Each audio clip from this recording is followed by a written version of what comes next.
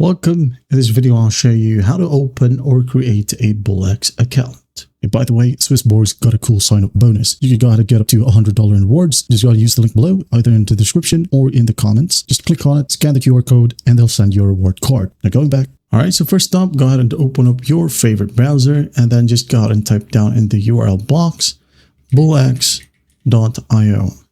Alright, hit on enter. Wait for it to load, and once it loads, you'll be able to see this button that says Connect Telegram. Okay.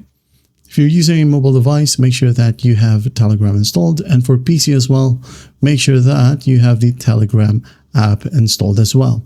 Okay. So what you'll do is just hit on Connect right here. Wait for this specific pop-up that says Open Telegram Desktop or Mobile.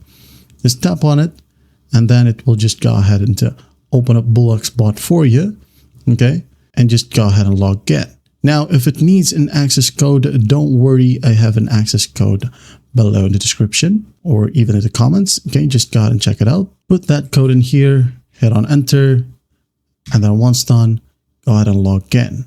Okay, tap on log in, there'll be a pop-up in here, just tap on open, and after that, you just got yourself a BullX.io account.